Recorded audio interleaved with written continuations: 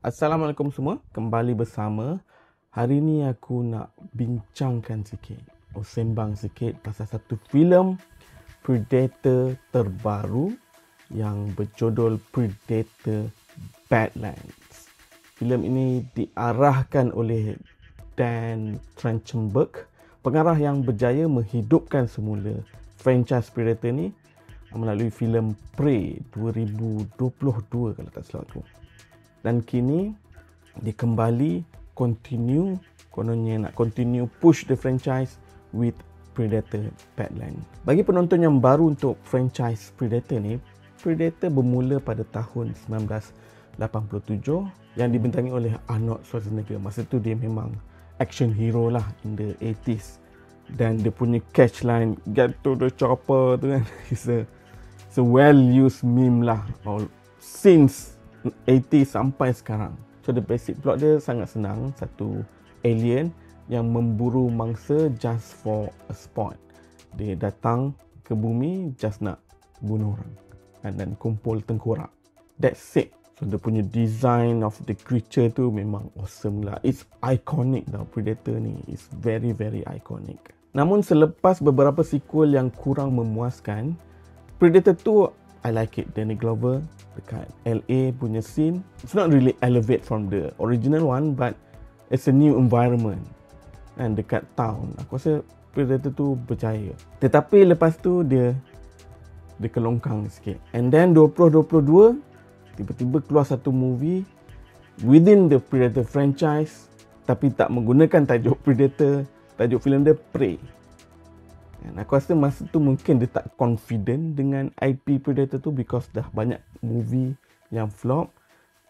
Belum cerita lagi AVP itu lagi lah kan, boleh dilupakan terus. Aku rasa ada 2 AVP. But Prey, back to basic, I really like it. Mengisahkan seorang gadis dari Native American punya tribe lawan Predator yang turun ke bumi pada tahun 17-19. Pada aku dia berjaya, filem tu berjaya menangkap the feel and the looks and feel daripada filem asal. Dan masa dia keluar tu, aku mungkin masa tu zaman COVID kan, so panggung tak buka, tapi aku rasa movie tu patutnya ditayangkan di panggung lah. And because finally rasa macam this franchise kembali ke landasan yang betul. Sebab banyak franchise yang they keep on try to continue but fail, terutamanya Terminator kan. Terminator 1, 2 is masterpiece, and then lepas tu they keep on nak buat sequel tak pernah menjadi. Terminator patutnya dilupakan je lah. So untuk Badlands ni, bila dia announce, bila aku tahu ada new film yang diarahkan oleh pengarah yang sama, Dan Trachtenberg ni, aku memang excited lah kan, okay, because Prey is good. Tetapi malangnya this movie is not bad movie, but aku ada a few issues sikit lah. Nanti aku kupas satu persatu. So sebelum aku sembang pasal Badlands ni, Predator Badlands, aku nak cerita sedikit tentang franchise ni lah untuk orang yang tak pernah tahu. And sebab the first movie pun 1987. So pada aku 1987 punya Predator memang perfect action 80s movie. Aku minat Arnold masa zaman tu, and dia perang gerila di hutan yang bertukar menjadi cerita horror, and dia punya iconic action dia, iconic Predator character tu, and then Arnold himself is an iconic actor. And then pada tahun 1990 Predator 2 agak kecewa mula-mula tu sebab Arnold tak kembali, tapi aku rasa doesn't make sense untuk the story to continue with the same character. That's why the new character is Danny Glover.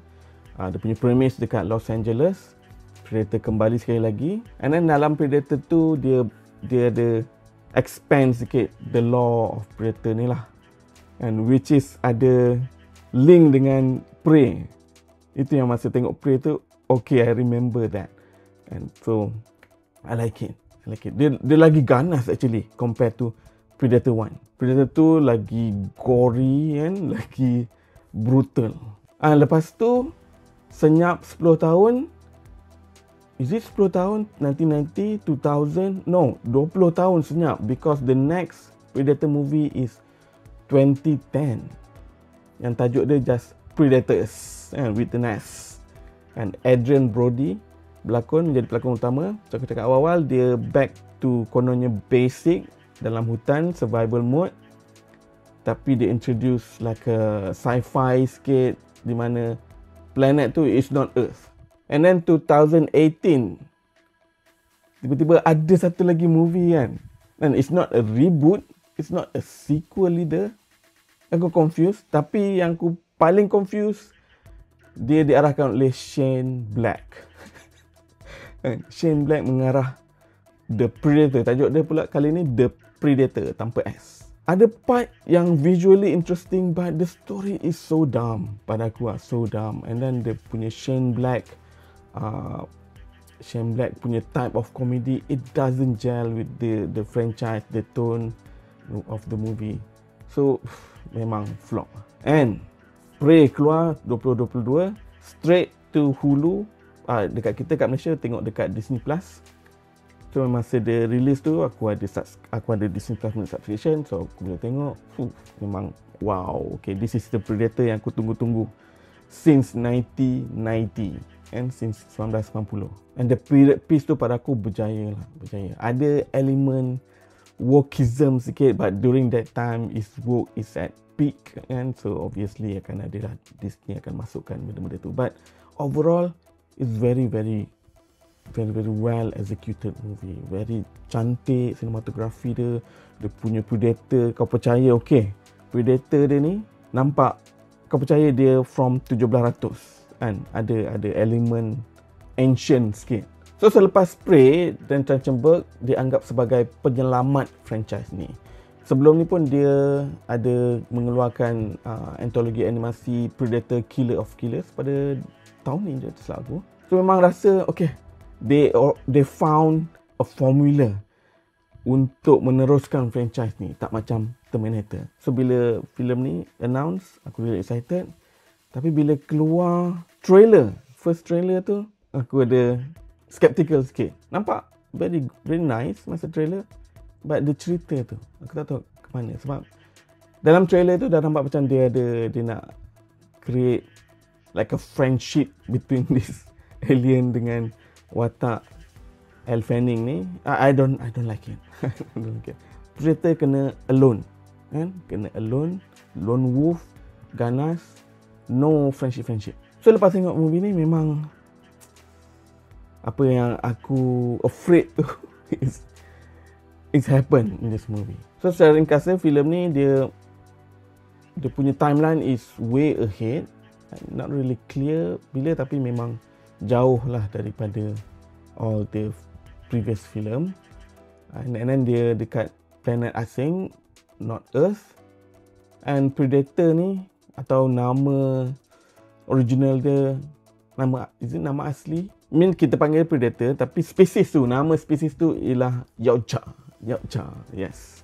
So kali ni watak Predator tu dibagi nama which is Dex. Aku macam what?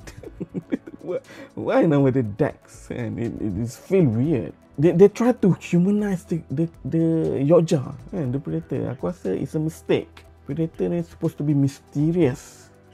And so okay, so cerita dia basically dia pergi dekat satu planet ni, dia ada mission untuk tangkap atau bunuh this one big monster, nama dia The Callis, untuk proof dekat bapak dia and yang dia bukan lemah. So basically it's a teenage father issue. And not to mention this Dex Predator or Yautja ni is very small one. And kalau kau tengok the first Predator dengan Arnold, this big guy, the Predator is bigger than him. So dalam ni tak nampak macam dia kecil sangat lah, sebab dia next to Elle Fanning kan. Tapi dia ada scene yang dengan bapak dia, dengan abang dia tu, nampaklah dia very small.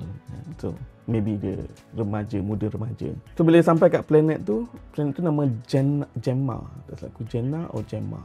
Dia jumpa dengan satu watak android yang dah separuh badan. yang dilakonkan oleh Elle Fanning bernama Tia.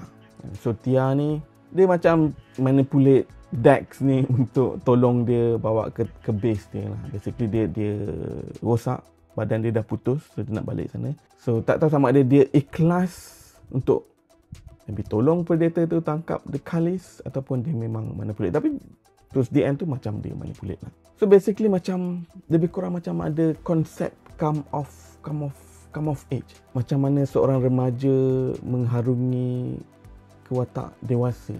Ada elemen tu lah. And with some epic battle and epic friendship.